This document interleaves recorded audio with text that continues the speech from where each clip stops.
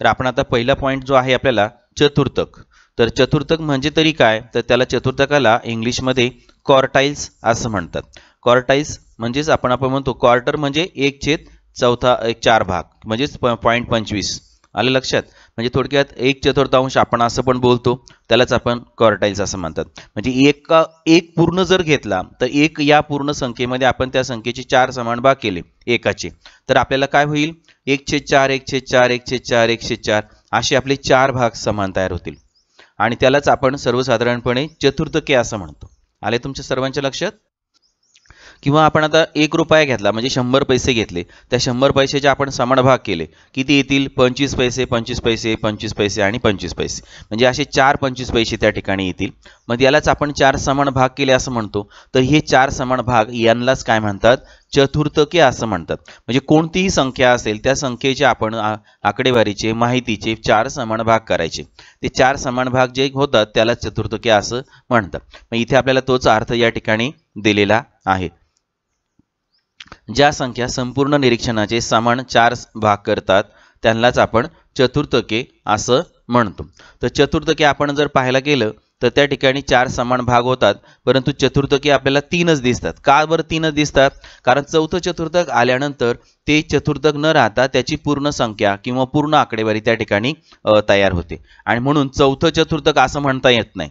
आलं लक्षात. चौथे चतुर्थक म्हणजे ते चौथं चतुर्थक घेतलं की आपण म्हणतो मग आता 25 पैसे 99 पैसेपर्यंत आपण जातो. 99 पैसे गेल्यानंतर पुढे आपण 100 पैसे न म्हणता आपण काय म्हणतो, 1 रुपया असं म्हणतो. आले लक्षात. म्हणजे चौथं चतुर्थक त्या ठिकाणी आपल्याला बोलताना आपण न बोलता त्याचं पूर्ण अंकामध्ये रूपांतर होतं आणि म्हणून त्याला आपण त्या ठिकाणी पूर्णांकाने वाचतो. म्हणून जर पाहायला गेलं तर चतुर्थके हे त्यामुळे काय होतात, 4 होण्याच्या ऐवजी 3च होतात. परंतु ते 3 चतुर्थके 4 समान भाग त्या दिलेल्या आकडेवारीचे करताना आपल्याला काय होतात, दिसतात. तर अशा प्रकारे जसे जसे आपण चतुर्थक करत जाऊ, म्हणजे पहिलं चतुर्थक 0.25 किंवा 1/4 1/4, तर पहिलं जर आलं तर त्याला आपण पहिलं चतुर्थक म्हणायचं, दुसऱ्या चतुर्थकाला आपण त्या ठिकाणी दुसरं चतुर्थक म्हणायचं, तिसऱ्यांदा आलं समजा आता 0.25 असेल तर पहिलं चतुर्थक आणि 0.50 असेल तर दुसरं चतुर्थक, 0.75 असेल तर तिसरं चतुर्थक. आता पुढचं मी म्हणेल की 100, म्हणजे आता इथे चतुर्थक म्हणताच येणार नाही, म्हणजे इथे आपण पूर्ण त्याला 1 म्हणणार. आलं लक्षात. म्हणून म्हटलेलं आहे की चतुर्थके 3च असतात, पहिले दुसरे आणि तिसरे. तर अशा प्रकारे हे आपल्याला माहितीचे आकडेवारीचे 4 समान भाग होतात त्यांना चतुर्थके म्हणतात आणि एका चतुर्थकामध्ये चतुर्थके आपण पाहायला गेल्यानंतर 3च चतुर्थके आढळून येतात, पहिले दुसरे आणि तिसरे. आणि दुसरं जे चतुर्थक असतं ते दिलेल्या आकडेवारीची मध्यगा असते, दिलेल्या आकडेवारीचा तो मध्यक असतो, मध्यांक असतो. अशा आपण मध्यकालात बरेच 3-4 शब्द वापरतो. तर दुसरं चतुर्थक म्हणजे मध्यांक, म्हणजे थोडक्यात चतुर्थक म्हटलं की त्याचा निम्मा भाग म्हणजेच त्याला आपण दुसरं चतुर्थक म्हणतो, तर त्याला आपण काय म्हणणार, मध्यगा किंवा मध्यांक. आणि म्हणून चतुर्थक आपल्याला जर काढायचं असेल तर संख्या काय करायची, चढत्या क्रमाने लिहायची. म्हणजे सर्वात अगोदर छोटी संख्या घ्यायची आणि नंतर मग सर्वात शेवटी मोठी संख्या घ्यायची. तर खाली एक तुम्हाला रेषा दिसत आहे. तर रेषेमध्ये वरती आपण जर पाहायला गेलं तर पहिलं चतुर्थक 1 नंबर त्या ठिकाणी कंसात दाखवलाय आणि त्याला त्यांनी नाव दिलेलं आहे Q1. Q1 म्हणजेच पहिले चतुर्थक. आलं लक्षात. Q हा शब्द कुठून आलाय, कारण चतुर्थकाला आपण क्वार्टाइल्स असं म्हणतो, त्याचं पहिलं अक्षर घेतलं आहे Q आणि म्हणून क्वार्टाइल्स Q1 या नावाने ओळखलं जातं. तर बघा, पहिला भाग झाला त्याला आपण नाव दिलं आहे पहिलं चतुर्थक, दुसरं आपण कंस बघतो दुसरा भाग झालेला आहे आणि त्याला नाव दिलेलं आहे Q2 म्हणजे दुसरे चतुर्थक. तर इथे आपल्याला मध्य किंवा मध्यगा त्या ठिकाणी प्राप्त होते. म्हणजे दिलेल्या रेषेचे आपण 4 समान भाग करतो, त्यातला हा बरोबर मध्य भाग असतो, मध्य पॉइंट असतो.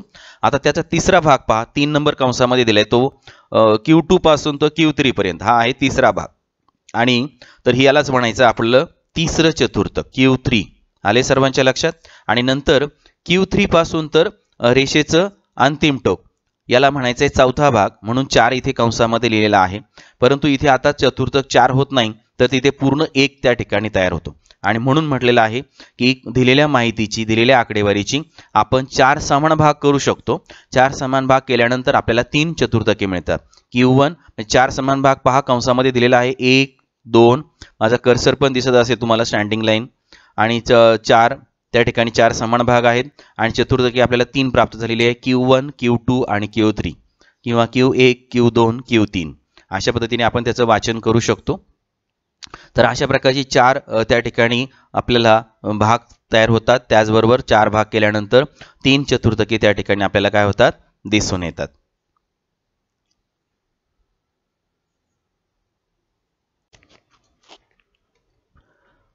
अ पॉइंट जो आहे तो आहे सामान्यतः वैयक्तिक श्रेणी आणि खंडित श्रेणी.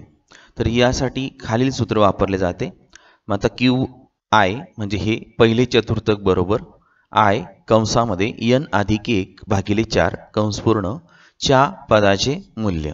म्हणजे यातून जे पद येईल त्यानंतर दिलेल्या आकडेवारीतून आपण चढत्या क्रमाने लिहिणार आणि त्या क्रमाचं पदाचं मूल्य घ्यायचंय, ते काउंट मोजायचंय कितवं पद आहे, तर ते पद असतं त्या श्रेणीचं त्याचं चतुर्थक. आले तुमच्या लक्षात. तर इथं I बरोबर आपल्याला त्यांनी सांगितलंय की 1, 2, 3 म्हणजे चतुर्थक 1, चतुर्थक 2 आणि चतुर्थक 3 दोन ठिकाणी आपल्याला इथे काय दिसत आहे, इथे काय दिसत आहे. त्यानंतर आता ब पॉइंटमध्ये दिलेले आपल्याला पहा सूत्रामध्ये अखंडित वारंवारिता वितरण दिले असताना खालील सूत्राचा वापर केला जातो. म्हणजे जर अखंडित वारंवारिता माहिती असेल, आपल्याला दिलेली डाटा असेल, तर या ठिकाणी खालील सूत्र वापरायचं आहे. मग चतुर्थक बरोबर इथे L घेतलेला आहे, कॅपिटल L अधिक कंसामध्ये लिहायचं आहे अंशस्थानी I म्हणजे चतुर्थक क्रमांक आणि n म्हणजे एकूण वारंवारता. तर ते आपण पाहणार आहोत. त्याला भागिले 4 वजा CF आणि त्या पूर्ण याला भागिले F आणि कंस पूर्ण त्याला गुणिले H. आता याच्यामध्ये आता प्रत्येक अक्षर म्हणजे काय आहे आपण त्याचा अर्थ समजून घेऊया. इथे तुम्हाला जो L दिलेला आहे तो म्हणजे चतुर्थक वर्गाची कनिष्ठ मर्यादा. म्हणजे 10, 20, 30, 40 असं असेल तर 10 ही झाली त्याची कनिष्ठ मर्यादा. तर F जो दिलेला आहे, F म्हणजे चतुर्थक वर्गाची वारंवारता. म्हणजे तो वर्ग किती वेळा आला आहे त्याला आपण F म्हणतो. F म्हणजे इंग्लिशमध्ये फ्रिक्वेन्सी असं म्हणतो. त्यानंतरचा पॉइंट आहे आपला CF दिसतोय. तर चतुर्थक वर्गाच्या आधीच्या वर्गाची संचित वारंवारता. म्हणजे आपण काय करणार, संचित वारंवारता जो कॉलम तयार करत असतो ना, तर त्याच्या अगोदरच्या वर्गाची संचित वारंवारता म्हणजे एकूण झालेली बेरीज त्या ठिकाणी आपण CF म्हणून घेत असतो. आता ज्यावेळेस आपण उदाहरणं घेणार आहोत मित्रांनो, त्यावेळेस तुम्हाला CF वगैरे सगळं काय आणखीन पटकन समजून जाईल. तर ठीक आहे, n म्हणजे एकूण वारंवारता. म्हणजे थोडक्यात ही संख्या किती वेळा आलेली आहे त्याची एकूण बेरीज थोडक्यात, तर त्याला आपण म्हणणार आहोत n. तर इथे सूत्रामध्ये n आपल्याला आलेला आहे, n दिसतोय भागिले 4, तिथे n आहे. तर तिथे आपल्याला एकूण वारंवारता लिहायची असते. त्यानंतर h आपल्याला दिलेला आहे. h म्हणजे चतुर्थक वर्गाची वरिष्ठ मर्यादा वजा चतुर्थक वर्गाची कनिष्ठ मर्यादा. आले लक्षात. तर म्हणजे थोडक्यात काय, आपण जेव्हा चढत्या क्रमाने त्या ठिकाणी दिलेल्या आकडेवारीची मांडणी करू, त्यानंतर मग आपल्याला चतुर्थक वर्गाची जो शेवटचं टोक येईल ते त्या ठिकाणी इथे घ्यायचं आहे आणि सर्वात छोटं टोक असेल म्हणजे छोटी संख्या असेल ते आपण या ठिकाणी त्याच्यातून वजा करायचं आहे. त्यामधला दोन्हीमधला जो फरक असेल ते असेल h. तर या सूत्रामध्ये ह्या किमती टाकायच्या आहेत आणि हे अखंडित वारंवारता असतं तेव्हाच हे एक सूत्र वापरायचं आहे आणि या प्रकारे त्याची काय करायचे आहेत, आपण चतुर्थके शोधायची आहेत. मग त्याच्यामध्ये चतुर्थक I म्हणजे चतुर्थक आणि त्याच्यामध्ये 1 नंबर म्हणजे पहिलं चतुर्थक, 2 नंबर म्हणजे दुसरं चतुर्थक आणि Q3 म्हटलं, Q3 म्हटलं की तिसरं चतुर्थक. तर अशा प्रकारे आपण चतुर्थक शोधायची आहेत. तर आता आपला पुढचा पॉइंट लगेचच आहे चतुर्थकाची गणना. म्हणजे चतुर्थक आपण काय करायचे आहेत, त्याची मोजमाप करायचे आणि शोधायचं आहे, कॅल्क्युलेशन करायचे किंवा आपल्याला ते उदाहरण सोडवायचं आहे. तर आता आपण काही सोडवलेली उदाहरणे आपण आता प्रथम अभ्यासणार आहोत. पॉइंटमध्ये वैयक्तिक श्रेणी याबद्दलचे एक उदाहरण आपण आता पाहूया.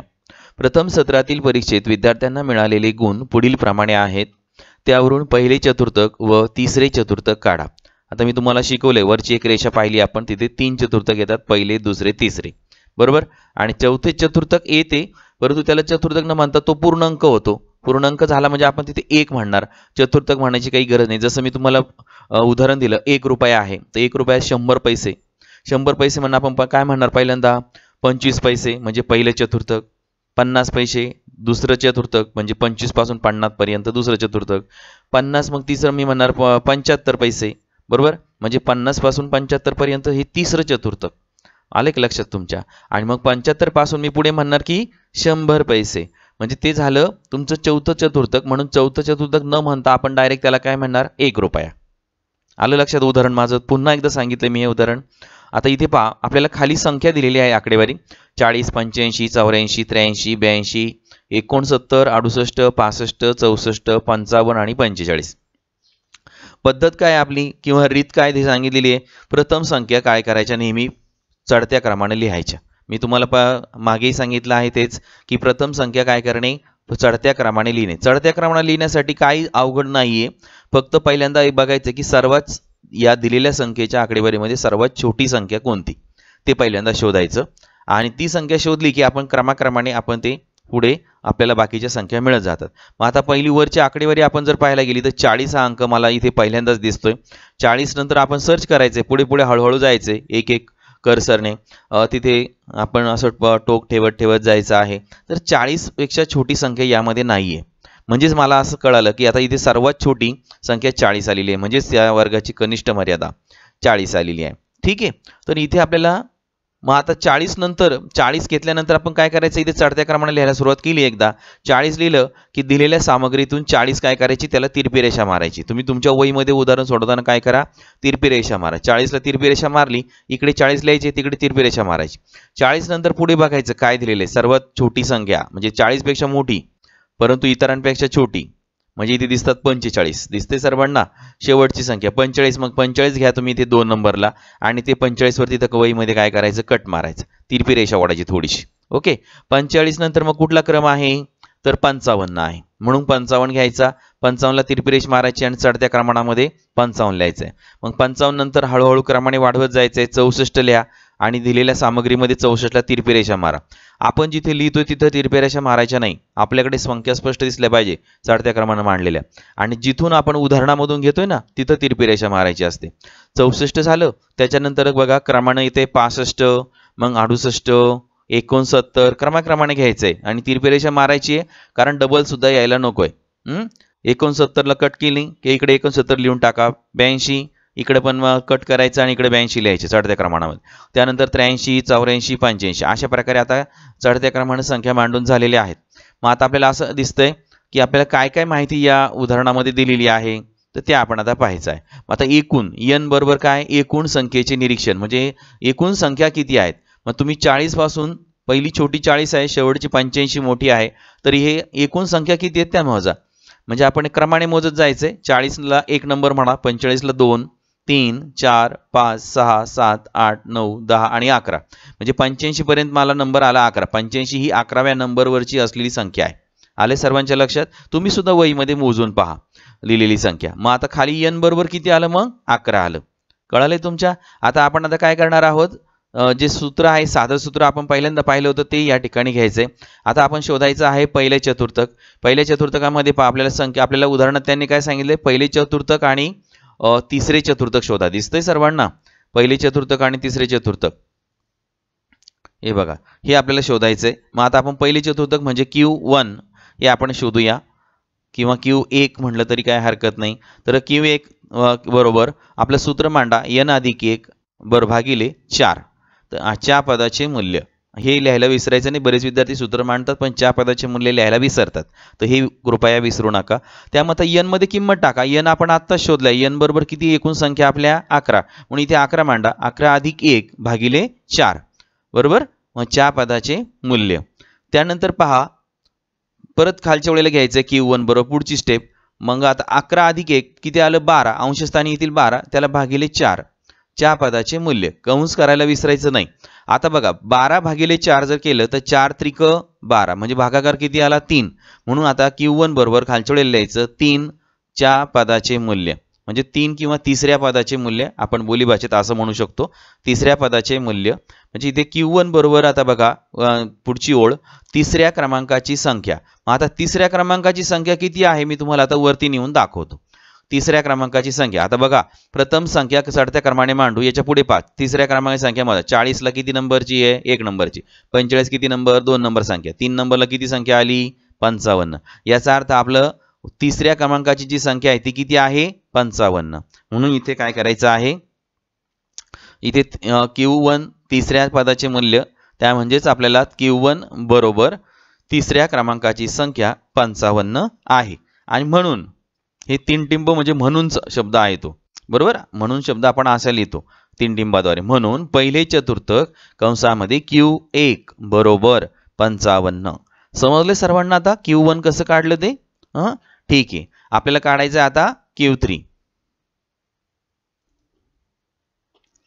तर तिसरे चतुर्थक म्हणजेच त्याला आपण Q3 असं म्हणतो. ते आता पहा, आपल्या सूत्र नेहमीप्रमाणे आहे, बरोबर का नाही. इथे I आहे, I कंसामध्ये n अधिक 1 भागिले 4 च्या पदाचे मूल्य. I म्हणजे चतुर्थकाचा क्रमांक. मग इथे Q3 च्या ऐवजी काय आला? I च्या ऐवजी 3 आला. म्हणजे इथे पण आपण काय घ्यायचं? कंसाच्या बाहेर 3 घ्या, n अधिक 1 आणि भागिले 4. मग आता n सुद्धा माहिती आपल्याला किती आहे, तर 11 एकूण संख्या आहेत, म्हणून इथे 11 मांडा.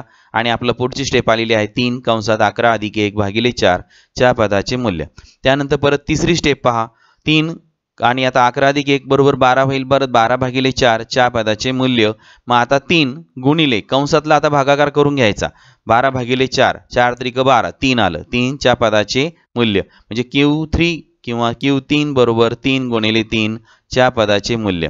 मग आता पहा, परत खालच्या ओळीला पहा, Q3 बरोबर 3चा गुणाकार करा, 3 त्रिक 9, 9 क्रमांकावर असलेली किंवा 9व्या क्रमांकावर असलेल्या संख्येचे मूल्य, बरोबर.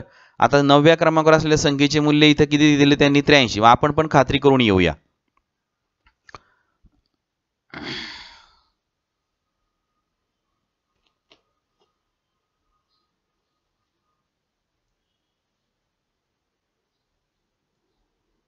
बघा, इथे 40 9व्या क्रमांकाचं मोजायचं आहे आपण. 40ला 1 नंबर द्या, 45ला 2 नंबर, 55ला 3, 64 4, 65 5, 68 6, 69 7, 82 8, 83 9. आलं का त्या 9 नंबरला 83 संख्या?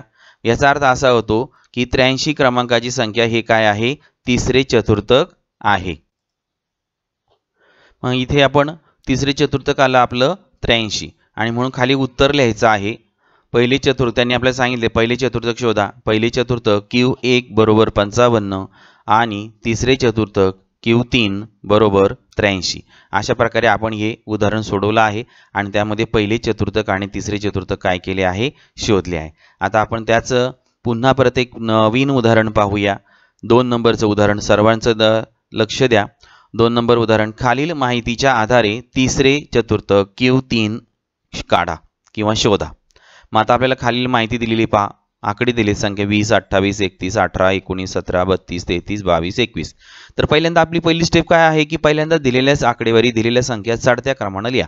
चढत्या क्रमाने लिहिताना सर्वात छोटी पहिल्यांदा संख्या शोधायची आणि मग हळूहळू क्रमाक्रमाने पुढची मोठी मोठी होत जाणारी संख्या शोधायची आणि लिहित जायचं. मग आता पहिल्यांदा आपण बघूया, 20 अंक दिसतोय. पहिल्यांदा 20 पेक्षा छोटी काय? 18 आली. 18 18 18 इथं 17 दिसते सर्वात छोटी. त्यानंतर पुढे काही 17 पेक्षा छोटी नाहीये, म्हणजे 17 ही सर्वात काय आहे? छोटी संख्या आहे. 17 पासून सुरुवात करायची. आलं लक्षात? मग 17 नंतर जी संख्या आपण घेणार आहोत प्रथम चढत्या संख्या क्रमाने मांडूया असं म्हटल्यानंतर खाली वाक्य लिहून पुढे आपण चढत्या क्रमाने मांडायला सुरुवात करायची. छोटी संख्या लिहायची. जी संख्या लिहिली उदाहरणामधून तिला काय करायची? थोडीशी तिरपी रेषा मारायची. खोडून टाकायची नाही डायरेक्टली, फक्त किंचित तिरपी रेषा मारायची.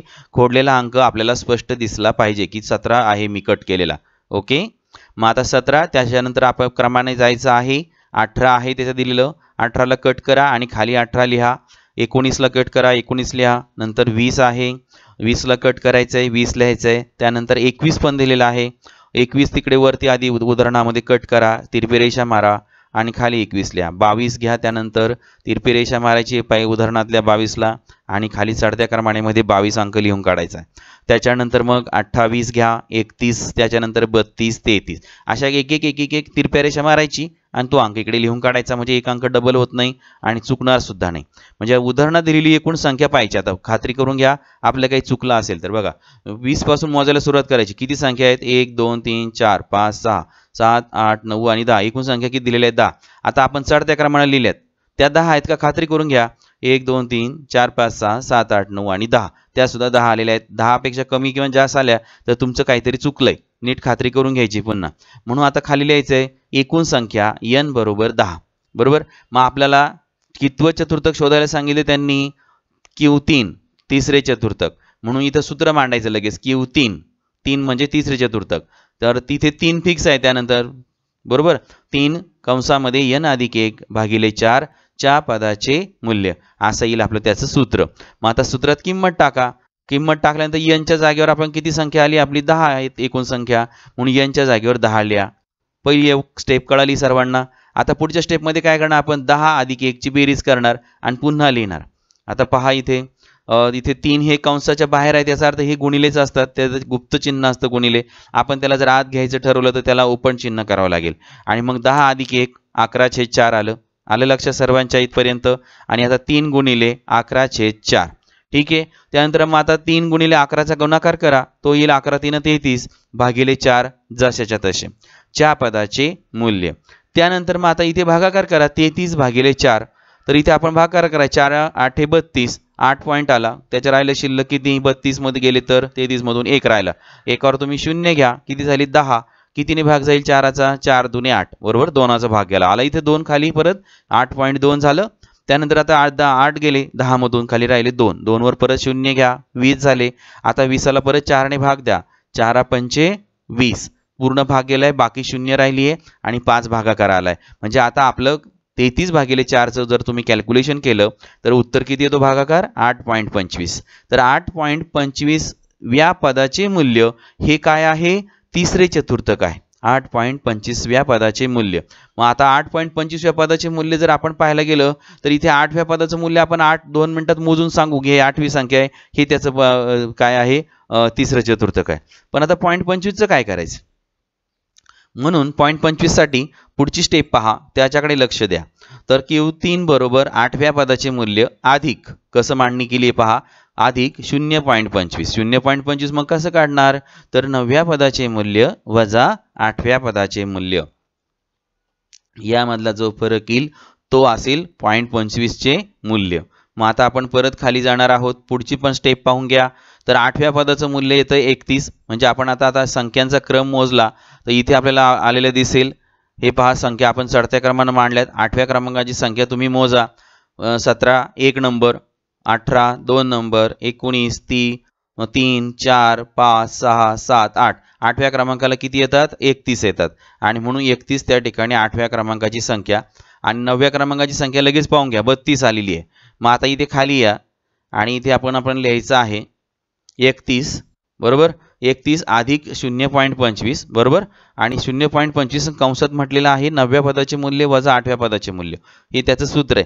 मग 9व्या पदाचं मूल्य आपण मूल्य आताच पाहून आलो, ते आहे 32 वजा 8व्या पदाचे मूल्य ते आहे 31. मग 32 वजा 31 असं कंसात लिहा. झालं, दोघांची वजाबाकी ती करून परत पुढची स्टेप घ्या. 31 अधिक 0.25 गुणिले, मग आता हे कंसाच्या बाहेर गुणिले चिन्ह असतं गुप्त चिन्ह, मग 32 वजा 31 उत्तर आलं 1. म्हणजे इथे गुणिले काय आला 1 आला. मग आता इथे 1 ने आपण आता 0.25 ला जर गुणलं तर उत्तर किती येणार 0.25च येणार, आणि म्हणून शेवटी आपल्याला Q3 बरोबर उत्तर किती आलं 31.25 आले. सर्वांच्या लक्षात इथे 31.25 कसं आलं ते, हां ठीक आहे. म्हणजे आता 31.25व्या क्रमांकाची जी संख्या आहे तर ते आपल्याला त्या ठिकाणी 31.25 जे आहे हे आलं आपलं Q3 किंवा तिसरं चतुर्थक. म्हणून इथे उत्तरामध्ये छानपैकी चौकोन करून लिहायचं आहे, वहीमध्ये सुद्धा उत्तरपत्रिकेमध्ये सुद्धा तिसरे चतुर्थक बरोबर Q3 बरोबर 31.25 आलं लक्षात तुमच्या. आता तिसरं चतुर्थक कसं शोधलं ते आता आपण दुसरं उदाहरणाचा अभ्यास या ठिकाणी केलेला आहे. तर या ठिकाणी ब पॉइंट पहा, खंडित श्रेणी दिली असताना आपण कशा प्रकारे चतुर्थक शोधायचं आहे ते या पॉइंटमध्ये आपण अभ्यासणार आहोत. चढत्या पहिल्यांदा आपण नेहमीप्रमाणे ठरले आहे की चढत्या किंवा उतरत्या क्रमाने दिलेल्या निरीक्षणाची किंवा आकडेवारीची किंवा जी संख्या सामग्री दिली आहे त्याची मांडणी करा किंवा लिहा, आणि खंडित श्रेणीची चतुर्थके त्यावरून आपण शोधू शकतो किंवा शोधता येतात. मग त्याच्यासाठी आपल्याला जे सूत्र पहिल्या याच्यामध्ये आपल्याला दिलेलं होतं साध्या याच्यामध्ये ते सूत्र या ठिकाणी सुद्धा चालते. दोघांचेही सूत्र हे सारखेच आहे. तर चतुर्थक बरोबर I कंसामध्ये n अधिक 1 भागिले 4 च्या पदाचे मूल्य, आणि I म्हणजे चतुर्थक क्रमांक. तर आपल्याकडे 1 चे 3 चतुर्थक आहेत, 1 2 आणि 3. मग इथे आता आपण काय करणार आहोत त्याचा एक उदाहरण आपण आता अभ्यासासाठी घेऊया. पहिले उदाहरण आहे खालील सामग्रीवरून पहिले चतुर्थक Q1 व तिसरे चतुर्थक Q3 किंवा Q3 शोधा. काढा. तर मग इथे आपल्याला त्यांनी माहिती दिलेली आहे, उत्पन्न दिलेलं आहे लाख रुपयांमध्ये, खाली व्यक्तींची संख्या दिली आहे. म्हणजे 5 लाख उत्पन्न काही लोकांचं आहे, 4 लाख, 9, 12, 15, 6, 10 लाख. तर हे असे उत्पन्नांचे आकडे आहेत. मग ते उत्पन्न असलेल्या व्यक्ती किती, त्यांची संख्या आपल्याला खाली दिलेली आहे. म्हणजे 5 लाख उत्पन्न असणाऱ्या व्यक्तींची संख्या आहे 8. आले तुमच्या लक्षात? मी पहिलं उदाहरण सांगितलेलं. आता दुसरं पहा बरं. तुम्ही सांगा, मी बोलतो त्यानंतर लगेचच. म्हणजे बघा, 4 लाख उत्पन्न असणाऱ्या व्यक्तींची संख्या किती सांगा बरं पटकन. तर 6. 9 लाख असणाऱ्या व्यक्तींची संख्या किती पटकन तुम्ही सांगायचे स्वतःलाच. 12. बरोबर. तर अशा प्रकारे इथे 12, 15 आणि 10 लाख उत्पन्न असणाऱ्या लोकांची संख्या आहे 10. समजलं सर्वांना तो चार्ट? मग आता इथे चार्ट हे उदाहरण सोडवत असताना कसं मांडणी करायची ते आपण पहिल्यांदा पाहूया. पहिल्यांदा उदाहरण सोडवतानाचे टप्पे लक्षात घ्या. पहिल्यांदा प्रथम संख्या चढत्या किंवा उतरत्या क्रमाने लिहावी किंवा मांडावी. त्यानंतर प्रत्येक गटाची वारंवारता, म्हणजे पुन्हा पुन्हा किती वेळा आली आहे ती संख्या, त्याला आपण वारंवारता म्हणतो. ती वारंवारता त्या त्या गटासमोर लिहा. तिसरे टप्पा काय आहे, संचित वारंवारता शोधा. संचित वारंवारता म्हणजे काय, मागच्या वारंवारतेमध्ये पुढील आलेली वारंवारता ॲड करणे किंवा समाविष्ट करणे, दोघांची बेरीज करून परत नवीन वारंवारता लिहिणे, त्यालाच आपण म्हणतो संचित वारंवारता. म्हणजे मागील गटाच्या वारंवारतेत दुसऱ्या गटाची वारंवारता ॲड करायची म्हणजे अधिक करायची, आणि उत्तर जे येईल ते असेल पुढची संचित वारंवारता. अशा प्रकारे आपण त्याच्या पुढची मागच्याची घ्यायची, त्यात पुढच्याची ॲड करायची, त्याची बेरीज करून आउटरला संचित वारंवारता कॉलममध्ये लिहायचं, ते असेल त्याची संचित वारंवारता. तर अशी तिसरा टप्पा आहे संचित वारंवारता शोधा. त्यानंतर चौथा टप्पा आहे चतुर्थक वर्ग निश्चित करा. म्हणजे आपण अगोदरच त्या ठिकाणी भाग पाडून घ्यायचे आहेत. चतुर्थक वर्ग निश्चित झाला की त्यामध्ये 2 टप्प्यांमध्ये आपल्याला हे उदाहरण सोडवावं लागतं. पहिला आहे प्रथम चतुर्थक वर्ग निश्चित करा. त्यानंतर मग आपण सूत्र मांडून त्या ठिकाणी चतुर्थ वर्ग निश्चित करणार. मग आता Q1 बरोबर n/4 च्या पदाचे मूल्य. त्यानंतर Q3 हा तिसरं चतुर्थक काय म्हणून इथे 3 आलाय. Q3 बरोबर 3n, म्हणजे तिसरं चतुर्थक म्हणून इथे 3 आलाय परत. 3n/4 च्या पदाचे मूल्य. त्यानंतर आता दुसरी स्टेप किंवा दुसरी पायरी आहे. दुसऱ्या पायरीमध्ये सूत्र काय वापरलं जातं ते पहा आता. Q1 म्हणजेच पहिले चतुर्थक बरोबर L, हा L आहे, L अधिक कंसामध्ये पुन्हा अंशस्थानी पहा IN म्हणजे चतुर्थक क्रमांक आणि एकूण वारंवारता n, तर भागिले 4 वजा CF भागिले F गुणिले पूर्ण कंसाला H. आणि अशा प्रकारे I बरोबर तुम्ही पहिले चतुर्थक, दुसरे चतुर्थक आणि तिसरे चतुर्थक अशा क्रमाने लिहा. त्यानंतर इथे L म्हणजे काय, तर चतुर्थक वर्गाची कनिष्ठ मर्यादा. F म्हणजे चतुर्थक वर्गाची वारंवारता. CF म्हणजे चतुर्थक वर्गाच्या आधीच्या वर्गाची संचित वारंवारता. आले लक्षात तुमच्या?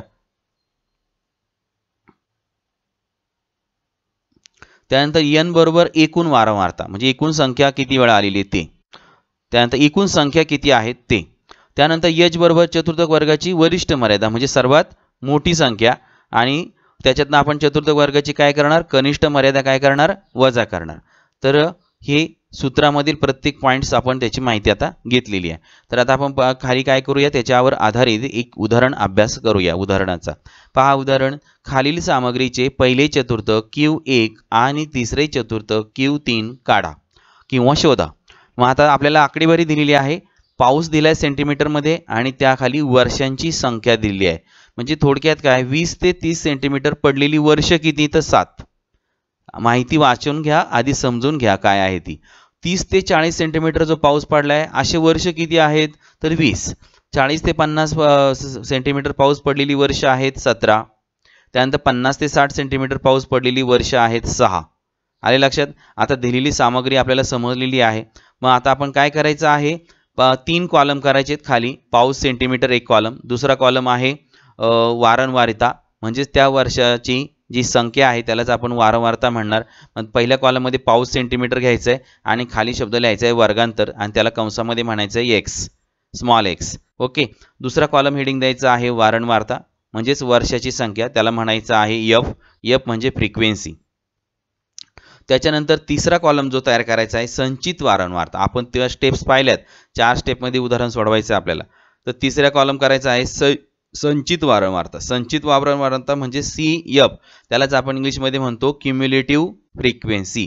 ओके. त्यानंतर आता आपण काय करणार, दिलेला जो चार्ट आहे तोच आपण आता या उभ्या कॉलममध्ये मांडायचा आहे. म्हणजे इथे आपण काय करणार आहोत, पाऊस सेंटीमीटर इथं पहिला कॉलम आहे ना, तर तिथे 20-30, त्याच्या खाली 30-40, 40-50, 50-60 असं लिहून काढणार. बरोबर. त्याच्यानंतर मग वारंवारिता जो कॉलम आहे त्याच्यामध्ये 7, 20, 17, 6 असे उभ्या कॉलममध्ये लिहून काढायचं आहे. मग आता बघा त्याप्रमाणे इथे तयार झालेले दिसते सर्वांना. आता 20-30 पासून सुरुवात झाली आहे तर 50-60 पर्यंत पाऊस सेंटीमीटर वर्गांतर आलंय. वारंवारता पहा, वर्षाची संख्या 7, 20, 17, 6 आली आहे. म्हणजे त्या वर्गाच्या समोर त्या वर्गाची लिहून टाकायची. आले सर्वांच्या लक्षात. त्यानंतर पुढे पाहायचं आहे आपल्याला संचित वारंवारता. हा संचित वारंवारता कशी येते ते पहा. आता मी तुम्हाला समजावून सांगतोय. पहिल्यांदा 20-30 या वर्गांतराची वारंवारता आहे 7 आणि म्हणून इथे संचित वारंवारता आलेली आहे 7, कारण याच्या अगोदरचा वर्गच नाही म्हणून त्याची पहिल्यांदाच आपण एकच पहिलीच आहे, पहिलेच वर्ग आहे म्हणून वारंवारता आहे 7.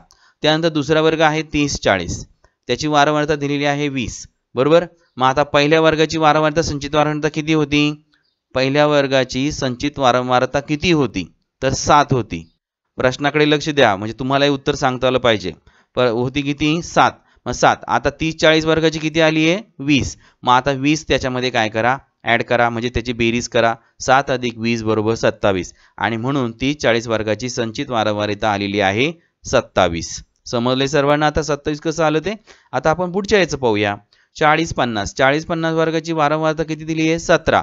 मग आपली अगोदरची किती आहे संचित वारंवारता, अगोदरच्या वर्गाची बघायची, डायरेक्ट मागच्या पहिल्या नाही जायचं, जस्ट मागची, जस्ट 1 ने मागं जायचं फक्त. मग ते किती आहे 27, ही किती आहे 17. मग 27 + 17 करा, ते आले 44, ते त्याच्या पुढे लिहून टाका. ती आली 40-50 या वर्गाची संचित वारंवारता. आता आपल्याला पुढचा वर्ग दिलेला आहे 50-60, वर्षाची संख्या आहे, वारंवारता आहे 6 आणि आता त्याच्या मागची आपली संचित वारंवारता आलेली आहे 44 आणि आता ही चालू वर्षाची आलेली आहे 6. मग 44 + 6 = 50 आणि म्हणून त्या 50-60च्या कॉलमच्या समोर संचित वारंवारता येते 50. आले सर्वांना लक्षात. संचित वारंवारता कशी शोधली आपण ती, ठीक आहे. आणि मग आता वारंवारता किंवा वर्षाची संख्या जी आहे तर ती खाली त्याची बेरीज करा. 7 + 20 + 17 + 6 n बरोबर किती आलं 50 आलं. दिसते सर्वांना n बरोबर 50 आलेलं. आता मित्रांनो एक लक्षात घ्या, इथे n बरोबर 50 जरी आलेलं असलं तरी संचित वारंवारतेचा शेवटचा पॉईंट जर तुम्ही पाहिला तर ती सुद्धा किती आलेली आहे 50 आलेली आहे. याचा अर्थ हे दोन्हीही एकच आहेत, समान आहेत, हे दोन्ही सारखंच यायला पाहिजे. इथे जर फरक आला तर तुम्ही समजून घ्यायचं की कुठेतरी आपली काहीतरी चूक झालेली आहे. आता आपण पहिल्या स्टेपमध्ये काय करायचंय, सूत्र मांडायचंय आणि आपल्याला चतुर्थक शोधायला सुरुवात करायची. मग पायरी फर्स्ट म्हणा किंवा स्टेप 1 म्हणा. मग इथे Q1 = n/4 च्या पदाचे मूल्य. आता n किती आलंय मित्रांनो आपलं 50, तर मग इथे 50/4 च्या पदाचे मूल्य. आता 50/4 केलं तर भागाकार किती येतो 12.5. 12.5 च्या पदाचे मूल्य. आता 12.5 कुठं पाहायला जायचंय बघा मी आता तुम्हाला परत चार्ट दाखवतो तर आपण आता तयार केलेला. आता इथे 12.5 आपलं टोटल आली की नाही खाली Q1 बरोबर, तर 12 संचित वारंवारता कॉलम मध्ये जायचं. पहिल्यांदा 12.5 कुठे बसतो ते पाहायचं. 7 त्याच्यापेक्षा छोटा आहे 27. ओके, 27च्या आतमध्ये 12.5 येतो म्हणजे 27 ही संचित वारंवारता या गटामध्ये आपल्या पहिलं चतुर्थक त्या ठिकाणी येतो आणि तो वर्ग किती आहे 30 ते 40. आले का सर्वांच्या लक्षात. परत एकदा सांगतो. Q1 किती आला आपला 12.5, तर 7 आहे पहिलं. आता इकडे यायचं संचित वारंवारतेमध्ये, पहिली संचित वारंवारता आहे 7, तर 7 ही त्याच्यापेक्षा छोटी आहे त्यामुळे आपल्याला पुढची वारंवारता घ्यावी लागेल, ती आहे 27. ठीक आहे, इथे आपला 12.5 बसतो आणि म्हणून 12.5 वर्गाची संचित वारंवारता आहे 27 आणि त्याचा वर्ग आहे 30-40. आलं लक्षात सर्वांच्या. आता तेच आपण इथे खाली आता त्या ठिकाणी मांडायचं आहे, लिहायचं आहे. 12.5 या पदाचे मूल्य 27 या संचित वारंवारता गटात येते म्हणून त्याचा गट 30-40 या वर्गामध्ये येतो. आले सर्वांच्या लक्षात. आता म्हणजे वरती मी जे तुम्हाला चार्टमध्ये सांगितलं तेच इथं खाली लिहिलेलं आहे. तर आता आपण पुन्हा परत आपण इथे सूत्र मांडायचं आहे. आता अखंडित वारंवारतेसाठी आवश्यक असणार. मग आता इथे L किती आहे 30-40. मग आता हे आलेलं आहे बरोबर त्याचा गट. मग इथे L म्हणजे कनिष्ठ वर्गाची मर्यादा 30. बघा हे दिसते कनिष्ठ वर्गाची मर्यादा 30. नंतर F म्हणजे फ्रिक्वेन्सी, तर फ्रिक्वेन्सी किती आलेली आहे त्याची तर 20 आलेली आहे. तर 20 कशी आली आता ते पहा.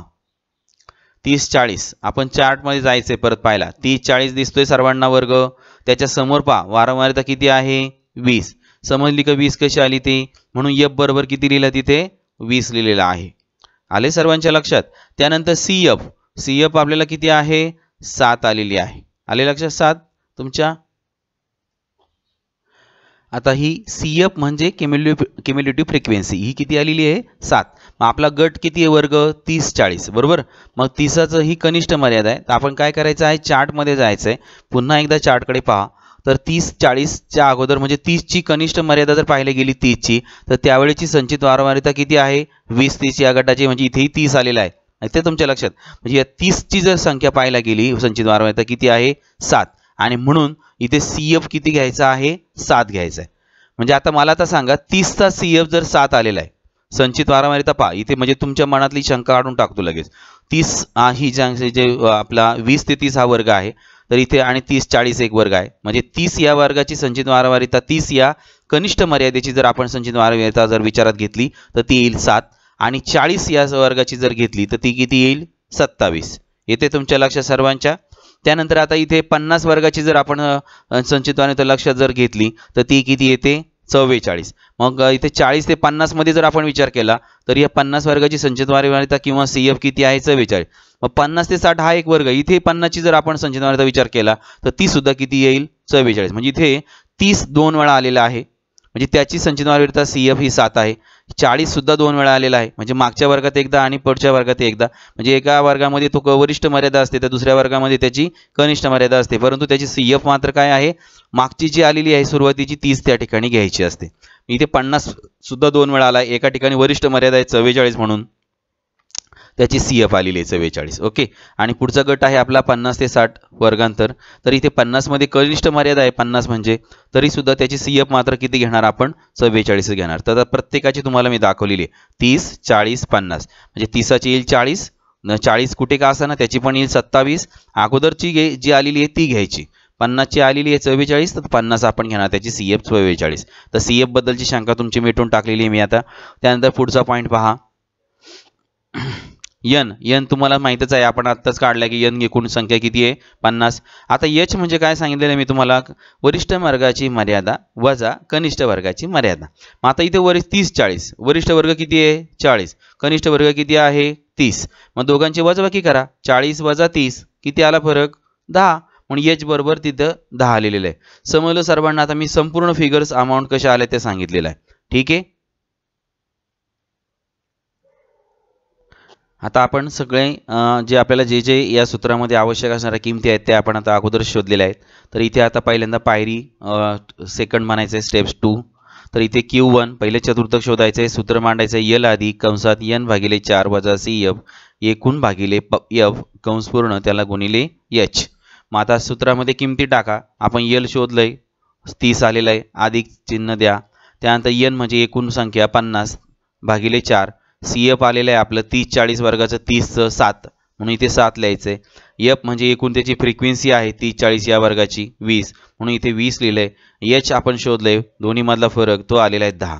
अशा प्रकारे आपण सूत्रामध्ये किमती टाकायच्या, कॅल्क्युलेशनला सुरुवात करायची. मग आता इथे बघा 30 जसं तसं खाली आलेलं आहे. मी कॅल्क्युलेशन समजावून सांगतोय, सर्वांनी लक्ष द्या. इथे आता पुस्तकामध्ये हे स्टेप्स आहेत, तुम्ही वहीमध्ये स्टेप्स तुमच्या वाढवू शकता. तर इथे आपल्याला या स्टेपमध्ये 50 भागिले 4 वजा 7 आहे. तर इथे आपल्याला स्टेप आलेले इथे पुस्तकामध्ये डायरेक्ट केले, तुम्ही इथे छोट्या स्वरूपामध्ये सुद्धा करू शकता. तर इथे 50 भागिले 4 म्हणजे किती येईल 4 ने भागा 50ला, उत्तर किती येतं 12.5. कारण 12×4 = 48 आणि 0.5 बरोबर 12.5 वजा 7 जसे तसे घ्या, त्याला भागिले 20 करा गुणिले 10. आले लक्षात सर्वांच्या? इथे 50 भागिले 4 एवढंच खालच्या स्टेपमध्ये कॅल्क्युलेशन केलेलं आहे. आता पुढच्या स्टेपमध्ये पहा काय कॅल्क्युलेशन केलेलं आहे. इथे 30 जसं तसं आहे, अधिक चिन्ह पण जसं तसं आहे. 12.5 वजा 7 किती येईल फरक 5.5, तो इथे वरती लिहिला आहे, भागिले किती 20 आणि त्याला गुणिले 10 नेहमीप्रमाणे. मग आता हे Q1 चालत. त्यानंतर पुढच्या स्टेपमध्ये पहा काय बदल झालेला आहे. इथे आपल्याला आता काय करायचं आहे 10 ने गुणायचं आहे बरोबर, म्हणजे 5.5 गुणिले 10 तर गुणाकार करून पहा त्याचं उत्तर किती येते 55 आणि म्हणून 55 भागिले 20.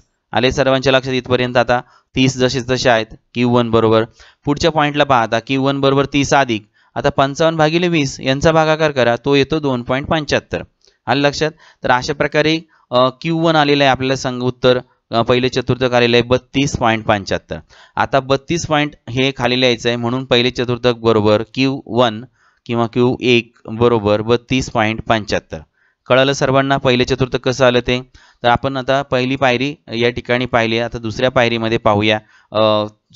दुसऱ्या पायरीमध्ये नाही, पहिल्याच पायरीतलं पण Q3 काढायचं आहे आपल्याला पहिल्या पायरीनुसार, म्हणजे पहिल्या साध्या सूत्रानुसार. मग Q3 बरोबर 3n गुणिले 4 च्या पदाचे मूल्य. n माहिती आपल्याला 50 आहे, म्हणून 3 गुणिले 50 भागिले 4 च्या पदाचे मूल्य. 3 गुणिले 50चा गुणाकार करा, 150 येईल. 150 भागिले 4 च्या पदाचे मूल्य. आता 150 भागिले 4 यांचा भागाकार करा, तो उत्तर येतं 37.5 च्या पदाचे मूल्य. आता 37 च्या पदाचे मूल्य, मग आता हे कोणत्या गटामध्ये येतं? तर आपण पुन्हा परत आपण जो चार्ट बनवलेला आहे त्याच्यामध्ये जायचे. 37.5 हे नेमकं कोणत्या वर्गामध्ये येतं? तर त्या वर्गामध्ये येतं, ज्या वर्गामध्ये येतं त्याचे जे पदाचे मूल्य आहे ते आहे 40 ते 50 या वर्गामध्ये येते. तर ते तुम्हाला मी आता दाखवतो. 37.5. आता बघा, ही आहे आपलं चार्ट. बार दिसतोय सर्वांना चार्ट? इथे बघा, पहिल्यांदा संचित वारंवारतेमध्ये जायचं 37.5 पाहण्यासाठी. पहिला आहे 7, म्हणजे याच्यापेक्षा मोठा आहे. 27 याच्याही पेक्षा मोठा आहे. पुढचा आहे 44 याच्यापेक्षा मात्र लहान आहे. म्हणजेच काय झालं, ती 37.5 हे कोणत्या याच्यामध्ये आले? 44 या संचित वारंवारतेमध्ये आले. त्याचा वर्ग कोणता आहे? तर 40-50. त्याचा वर्ग किती आहे? 40-50. त्याची वारंवारता किती आहे? 17. आले सर्वांच्या लक्षात? आता 40-50 वर्ग आला, 17 वारंवारता आली. आले सर्वांच्या लक्षात? आता आपण परत उदाहरणाकडे जाऊया.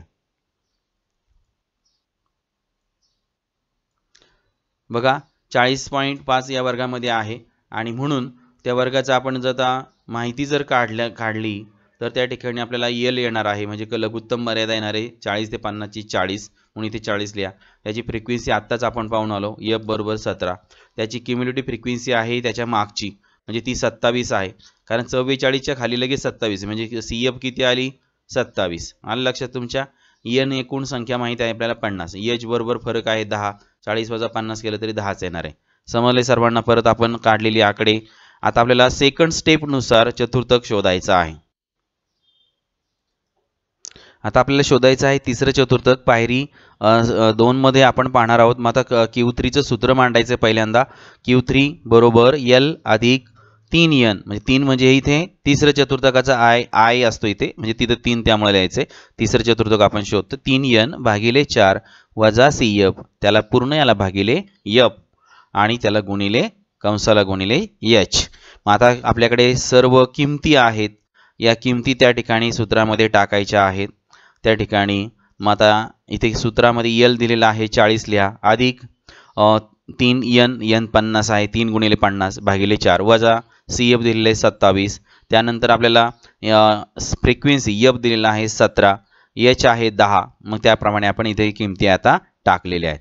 किमती टाकल्यानंतर बघा, एक पुढची स्टेप पाहूया आपण. आता काय कॅल्क्युलेशन झालेत पहा. त्या ठिकाणी 40 अधिक जसं तसं घेतलेलं आहे.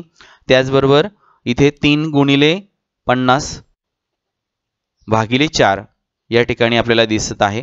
3 गुणिले 50 भागिले 4, त्याची स्टेप आपण आता जर काढली तर 50 तरी किती होईल? 150. 150 150 भागिले पुन्हा 4, तर त्याचं उत्तर येईल 37.5. तर वाटलंच तुम्ही वहीमध्ये काय करा, उदाहरण सोडवताना एक स्टेप काय करा, वाढवू शकता. इथे 3 गुणिले 50 150 भागिले 4 एवढा एक बदल करा आणि पुन्हा स्टेप लिहून काढा. पुढच्या स्टेपमध्ये 150 भागिले 4 37.5 लिहा, वजा 27 भागिले 17 गुणिले 10. आलं लक्षात इथपर्यंत? आता पुढचे पहा, पुढची स्टेप.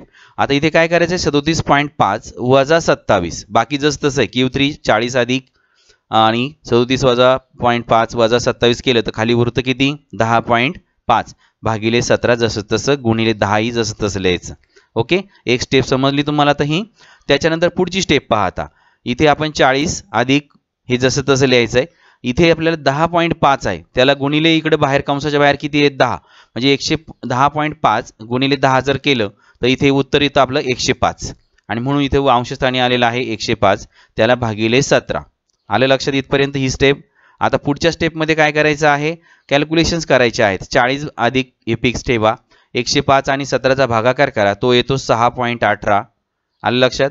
आता 40 अधिक 6.18 तर त्याचं उत्तर आलेलं आहे Q3चं 46.18. येते तुमच्या लक्षात इथपर्यंत? इथपर्यंत सर्व स्टेप समजले सर्वांना?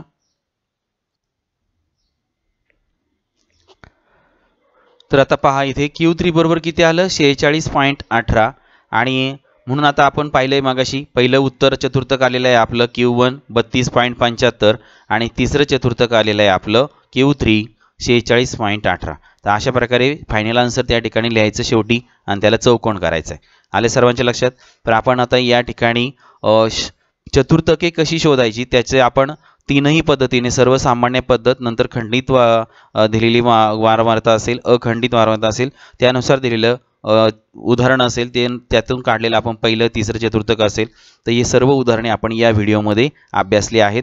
पुढील व्हिडिओमध्ये आपण पाहणार आहोत दशमक डेसाइल्स म्हणतो आपण त्याला आणि दशमक ही डी अक्षराने दर्शवली जातात. तर हे आपण पुढील व्हिडिओमध्ये पाहणार आहोत. तर सर्व विद्यार्थ्यांना मला म्हणायचं आहे की जर व्हिडिओ आवडला असेल तर लाईक बटनावरती क्लिक करायला विसरू नका आणि त्याचबरोबर ज्या विद्यार्थ्यांनी अजूनही सेटिंग केलेलं नाही तर सेटिंग आणि लाईक कसं करायचं त्या पुढील व्हिडिओमध्ये लगेच तुम्ही पाहू शकता. त्याचबरोबर सर्व व्हिडिओच्या लिंक्स ह्या डिस्क्रिप्शनमध्ये मी देत असतो. तर प्रत्येक व्हिडिओच्या डिस्क्रिप्शनमध्ये जा, कोणत्याही व्हिडिओच्या डिस्क्रिप्शनमध्ये जा, सर्व व्हिडिओच्या लिंक्स त्या ठिकाणी दिलेल्या असतात. सर्व व्हिडिओ तुम्हाला त्यातून जो व्हिडिओ पाहिजे तो तुम्ही पाहू शकता. आणि त्याचबरोबर शेवट व्हिडिओपर्यंत आपण जो व्हिडिओ आहे तो शेवटपर्यंत पाहत जा आणि शेवटी तुम्हाला जर पाहायचं असेल तर क्रमाने दिलेला व्हिडिओसुद्धा आम्ही शेवटच्या 20 सेकंदामध्ये त्याचा आयकॉन त्या ठिकाणी डिस्प्ले करतो. तर तिथे डाव्या बाजूच्या आयकॉनवर क्लिक केल्यास तुमचा नेक्स्ट व्हिडिओ तुम्हाला पाहता येईल आणि उजव्या बाजूच्या आयकॉनवर क्लिक केल्यास त्या विषयाचे म्हणजे अर्थशास्त्र विषयाचे तुम्हाला सर्व व्हिडिओसुद्धा पाहता येतील. तर ह्याचाही आयकॉन मी शेवटच्या 20 सेकंदामध्ये त्या ठिकाणी तुम्हाला डिस्प्ले करणार आहे. तर सर्वांनी शेवटपर्यंत व्हिडिओ पाहावा आणि आता फक्त माझा लाईक कसं करायचं सेटिंग कसं करायचं त्याचा व्हिडिओ लगेच पाहून घ्या.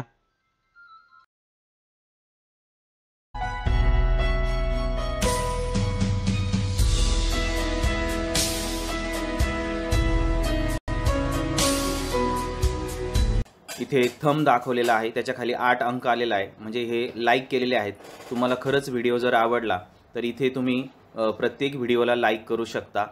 त्याच्यानंतर शेअर बटन आहे. जर तुम्हाला दुसऱ्याला पाठवायचं असेल तर तुम्ही यावरनं क्लिक करून दुसऱ्याला व्हॉट्सॲपवरती त्याची लिंक पाठवू शकता. त्यानंतर डाउनलोडसुद्धा करता येऊ शकतो, सेव्ह आपण करून ठेवू शकतो. त्यानंतर त्याच्या खाली बघा चॅनलचं नाव दिसत आहे PS commerce digital online learning. त्याच्यासमोरच एक रेड कलरमध्ये कॅपिटल लेटरमध्ये सबस्क्राईब हा शब्द दिसत आहे. तर या शब्दावरती क्लिक करायचं आहे. क्लिक केल्यानंतर त्याचा रंग बदलतो, ब्लॅक कलर येतो आणि पास्ट टेन्स तयार होतो. डी हे अक्षर त्याला जोडलं जाते. सबस्क्राईब त्या ठिकाणी तयार झालेला आहे. त्यानंतर त्याच्यासमोर लगेच एक बेलचे बटन घंटासारखे घंटा जशी मंदिरामध्ये असते तसे एक बटन समोर येते. त्यावरती क्लिक करायचं आहे. त्यामध्ये 3 ऑप्शन्स ओपन होतात, ऑल, पर्सनलाइज्ड आणि नन. तर त्यापैकी ऑलवरती क्लिक करायचं आहे.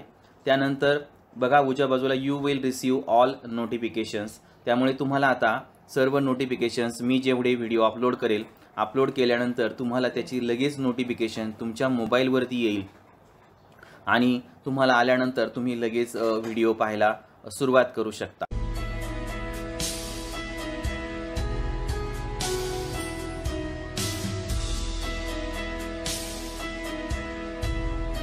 Thanks for watching my video.